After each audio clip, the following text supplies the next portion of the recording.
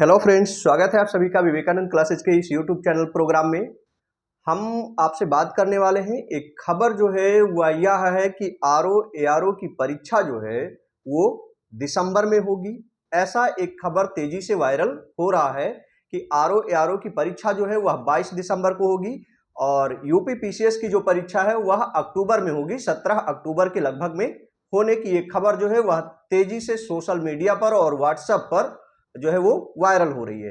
तो हम इसी के बारे में जानकारी करेंगे कि क्या वाकई में आरओ एआरओ की परीक्षा जो है वह दिसंबर में चली गई है, दिसंबर में पेपर होगा या नहीं, ये खबर फर्जी है या कोई और भी बात हो सकती है।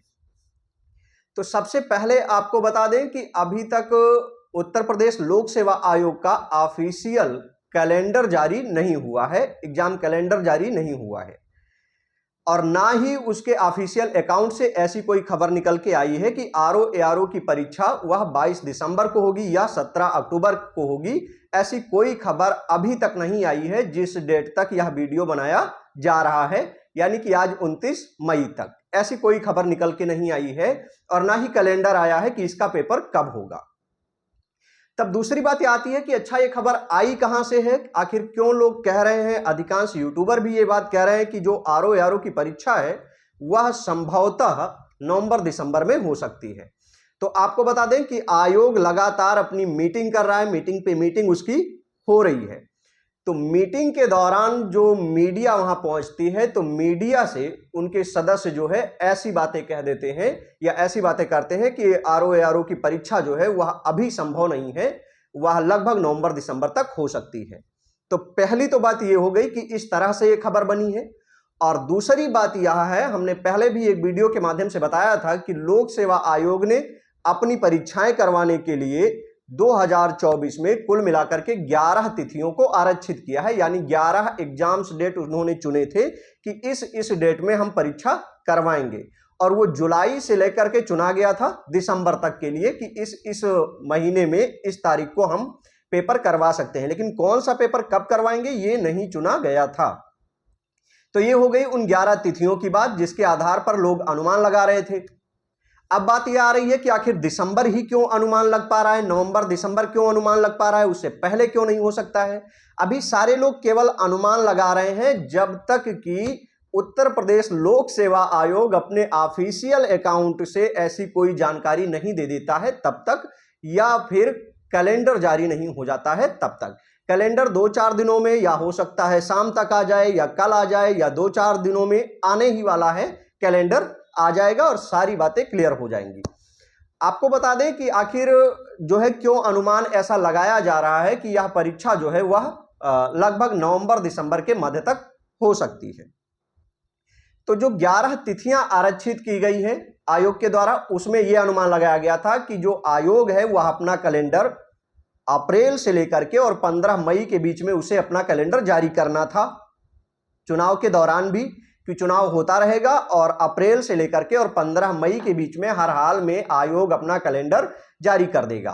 और तब यह अनुमान लगाया जा रहा था कि अगर आयोग अपना कैलेंडर जारी कर देगा तो फिर यह जो पेपर है जुलाई में लगभग इसका पेपर हो जाएगा यूपीपीसीएस का, और अगस्त लास्ट में या सितंबर में, अगस्त सितंबर तक जो है वह समीक्षा अधिकारी और सहायक समीक्षा अधिकारी का पेपर करवा लिया जाएगा। लेकिन आयोग ने ऐसा नहीं किया और अभी तक कैलेंडर, लास्ट मई तक कैलेंडर उनका नहीं आया है। 2-4 दिनों में कैलेंडर आ सकता है या हो सकता है शाम तक या कल तक कैलेंडर आ जाए, ठीक है। तो अब जब अभी तक कैलेंडर नहीं आया है तो यह बात तय हो गई है कि अब जो है वह अगस्त सितंबर में पेपर संभव नहीं हो पाएगा, क्योंकि कैलेंडर जारी होता है, कैलेंडर जारी होने के बाद में फिर आयोग अपनी तैयारियां शुरू करवाता है, एडमिट कार्ड छपवाए जाते हैं, पेपर छपवाए जाते हैं, सेंटर का अलॉटमेंट किया जाता है। और चूंकि ये परीक्षाएं बड़ी बड़ी हैं, लगभग 10 लाख परीक्षार्थी जो है वो समीक्षा अधिकारी में बैठेंगे, तो ऐसे में इतने बड़े परीक्षार्थियों को मैनेज करना भी आयोग के लिए एक चुनौती हो जाता है। तो अभी तक जो कैलेंडर नहीं आया है उसका कारण यही है कि फिर जो परीक्षा है वह आपकी अगस्त और सितंबर में तो परीक्षा नहीं ही हो पाएगी। अब आगे आता है अक्टूबर की। अक्टूबर में क्या है, तो अगर अक्टूबर में आरक्षित तिथि एक है, 17 अक्टूबर एक ही आरक्षित तिथि चुनी गई थी 11 तिथियों में से। अब उस तिथि को अगर पेपर करवाया जाता है तो जाहिर सी बात है कि फिर पहले जो है वह यूपी पीसीएस का पेपर करवाया जाएगा। तो फिर अगर पेपर होता है तो अक्टूबर में पीसीएस प्री पेपर हो जाएगा, यूपी पीसीएस का प्री पेपर होगा। समीक्षा अधिकारी तो किसी हालत में पहले नहीं करवाएंगे, यूपी पीसीएस से पहले पेपर नहीं करवाएंगे। तो अक्टूबर में एक ही पेपर ये यही करवा लेंगे लोक सेवा आयोग के द्वारा अगर पेपर होता है।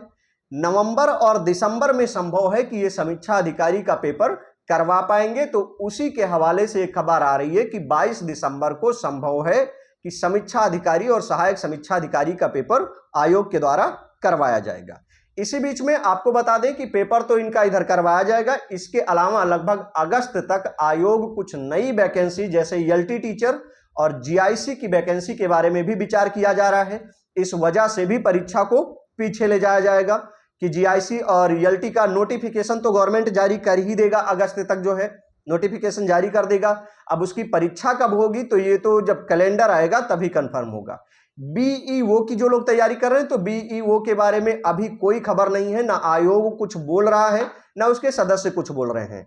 हाँ, आयोग के पास नोटिफिकेशन पड़ा हुआ है और उनके पास सीटों का अधियाचन है। अगर आयोग चाहे तो अधियाचन उसके पास है ही, वो वैकेंसी जारी कर सकता है, नोटिफिकेशन दे सकता है, लेकिन अभी वो ऐसा नहीं कर रहा है। क्या पता जब कैलेंडर आए तो कैलेंडर में ऐसा देखने को हमें मिल जाए।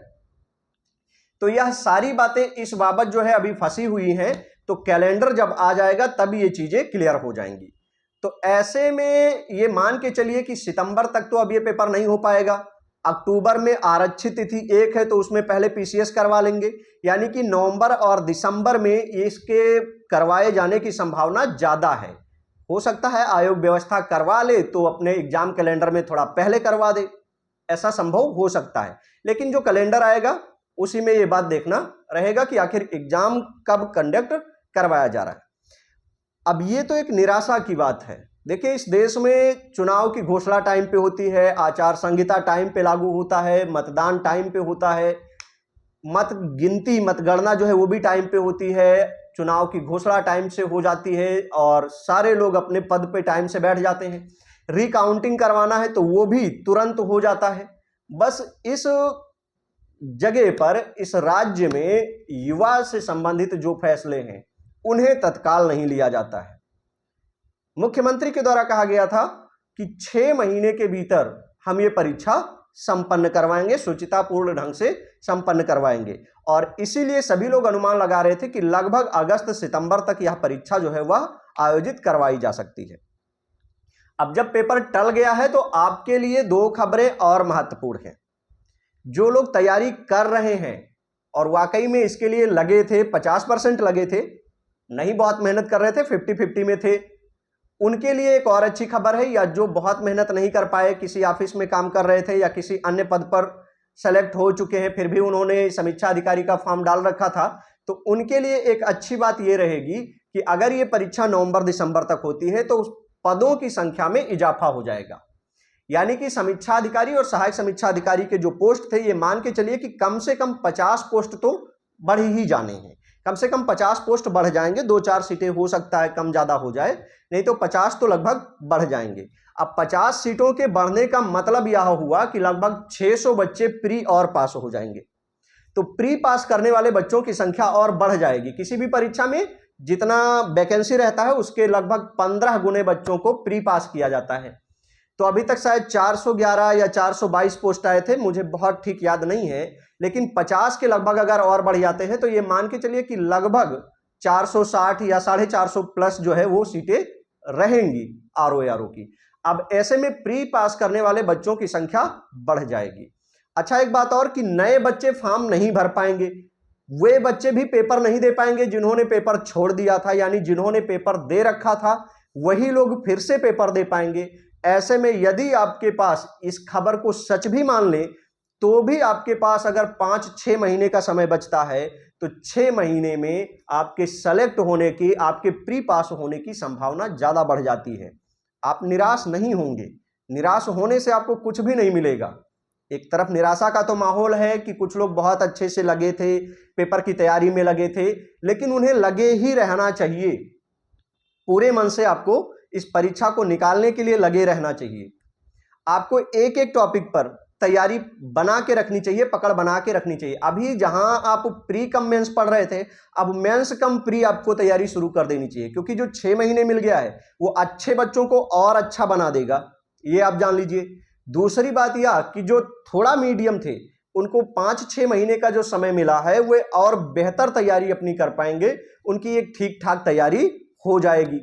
तो ऐसे में आपको एक एक टॉपिक पर अपनी पकड़ मजबूत बनानी चाहिए, राइटिंग शुरू कर देनी चाहिए। आप में से बहुत होंगे जिन्होंने लिखना काफी दिनों से छोड़ रखा है या उस हिसाब से नहीं लिख रहे हैं जितना लिखा जाना चाहिए। आपको पत्राचार पर एक एक पत्र पर, चाहे वह सरकारी पत्र हो, अर्ध सरकारी पत्र हो, प्रपत्र हो, ज्ञापन हो, ज्ञाप हो, विज्ञप्ति हो, सब पे 10-10, 20-20 लिखना शुरू कर दो।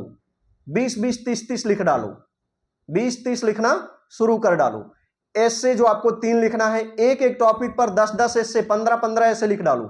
ठीक है, तुमने पेपर पीछे कर दिया, लेकिन हमारी तैयारी इस तरह रहेगी कि जब पेपर करवाओगे तो हमारा नाम उसमें जरूर आना चाहिए, ये सोच करके तैयारी कर डालिए और लग जाइए कि इसमें से एक सीट आपको लेनी ही लेनी है। क्या पता जो ये लेट हो रहा हो वो आपके लिए लेट हो रहा हो, आपकी तैयारी अभी पुख्ता नहीं हो पाई हो, और आप अपने आप को खुद जांचिए, अभी आपकी तैयारी बहुत अच्छी नहीं हो पाई होगी। मैं सभी की बात नहीं कर रहा, मैं बड़े वर्ग की बात कर रहा हूं। कुछ बच्चे होंगे जिनकी तैयारी ठीक ठाक रही होगी, लेकिन बहुत ऐसे होंगे जो अभी तैयारी बहुत अच्छा नहीं कर पाए होंगे। तो उनके पास जो ये 6 महीने मिला है, ये समझ लीजिए आपको अमृत कलश मिल गया है। आप इसमें थोड़ा सा अपना बैकअप बना के आगे निकल सकते हैं, आप आगे बढ़ सकते हैं। तो आपको इस 6 महीने का जो टाइम मिला है, एक सटीक रणनीति बना करके एक एक बिंदु पर फोकस करिए। जीएस कैसे पढ़ा जाए, जीएस में कौन कौन सा टॉपिक पढ़ा जाए, कौन कौन सी किताबें पढ़ी जाए, कहां से प्रैक्टिस सेट मंगाया जाए, क्या बाजार में जो किताबें चल रही हैं वह आपके लिए ठीक हैं, क्या किसी यूट्यूब से ले लिया जाए, कंटेंट यूट्यूब से नोट्स बना लिया जाए। ये सारी बातें अब सेलेक्ट करने का आपको एक समय मिल गया है, क्योंकि जब 2 महीने का समय मिलता है तब उसमें आपको सेलेक्ट नहीं करना है, तब तो हाथ में जो किताब आ गई पढ़ डालो, जो चैनल आ गया, यूट्यूब वीडियो आ गया, उसी को देख डालो। लेकिन क्या वो एग्जाम में फंसेगा या नहीं फंसेगा? जो किताब आपने पढ़ा है, प्रीवियस ईयर के पेपर्स उठाइए और देखिए क्या वो प्रीवियस ईयर में कभी पूछे गए हैं। जो यूट्यूब वीडियो आप देख रहे हैं, क्या उस टॉपिक से पिछले साल में प्रश्न बने हैं, नहीं बने हैं? आयोग का नया ट्रेंड क्या है, आयोग किधर जा रहा है, और क्या उत्तर प्रदेश आयोग की तैयारी आप करेंगे? नहीं, बाकी राज्यों में क्या हो रहा है उनसे एक एनालिसिस करके आप आगे बढ़िए, क्योंकि आयोग भी दिन प्रतिदिन अपने आप को अपडेट करता रहता है। नए अध्यक्ष बनाए गए हैं, नए सदस्य बनाए गए हैं, तो ऐसे में चीजें और तरीका आपको नया मिल सकता है। अभी तक क्या हो रहा था कि आरओ में ज्यादातर जो क्वेश्चन थे वो फैक्ट आधारित होते थे, रटने वाले होते थे। क्या पता इस बार कॉन्सेप्ट आधारित हो जाए, कॉन्सेप्चुअल प्रश्न आए।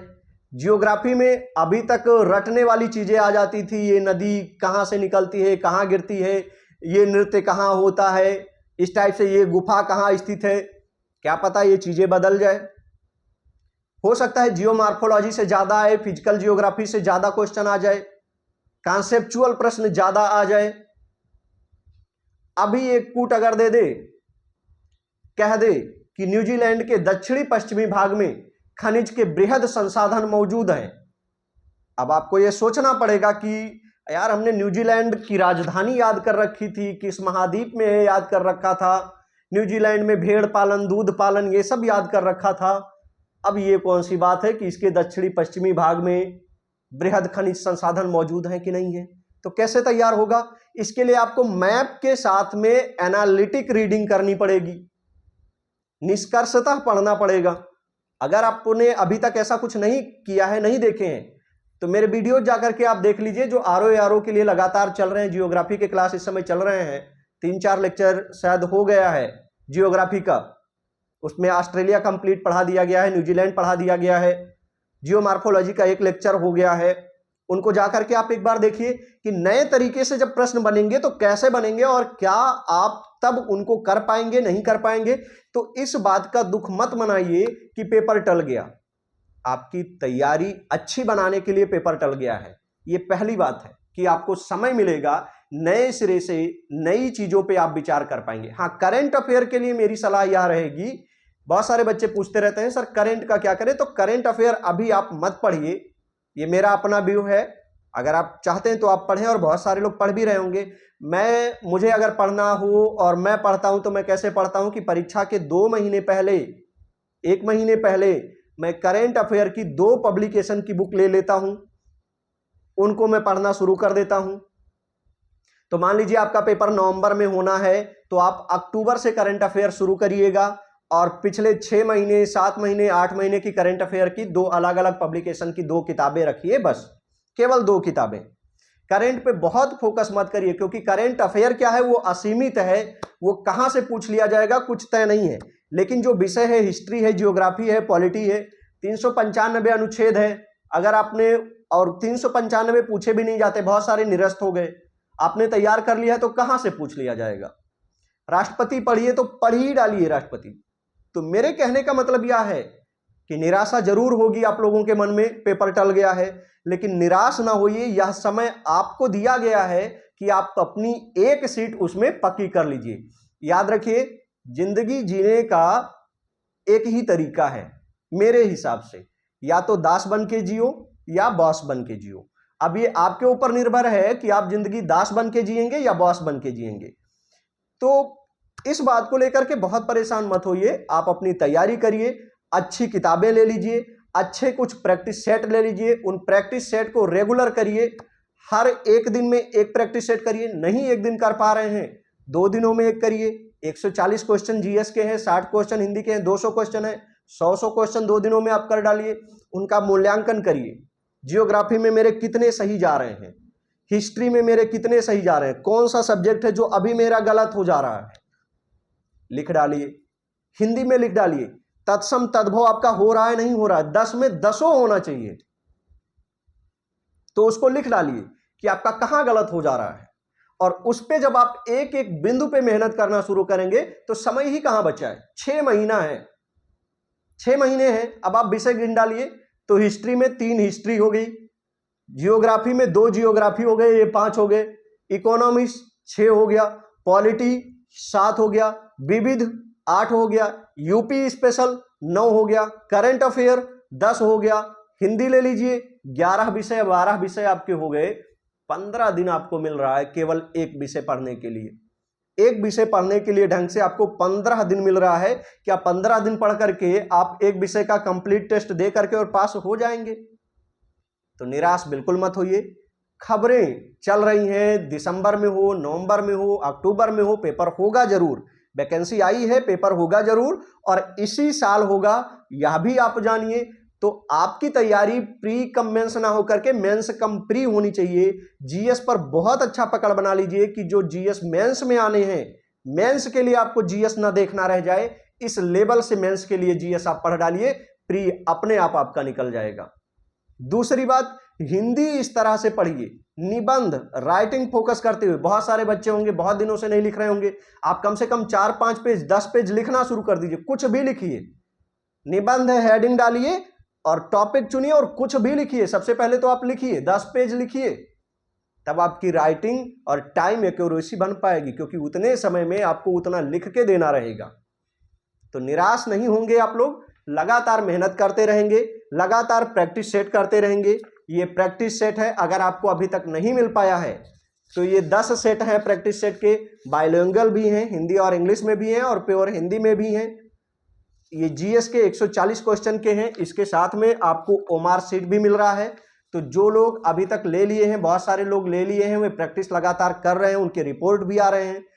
आप अगर चाहें तो आप भी इसको ले सकते हैं, ऑफलाइन भी ले सकते हैं, ऑनलाइन पीडीएफ में लेकर के आप निकलवा लीजिए और इसको करिए। इसका रिपोर्ट आप हमें भी दीजिए, आपका कितना सही जा रहा है, कितना गलत जा रहा है और कौन सा विषय आपका कमजोर जा रहा है। हम आपको एनालिसिस करके आपका रिजल्ट बताते रहेंगे और साथ में आपको एक सजेशन देंगे कि आपको आगे की तैयारी कैसे करनी है। तो उम्मीद है कि आप निराश ना होकर के एक नई ऊर्जा, एक नए जोश के साथ में फिर से अपनी तैयारी पर लगेंगे। और फिर हम मिलते हैं अगले वीडियो में, तब तक के लिए जय हिंद।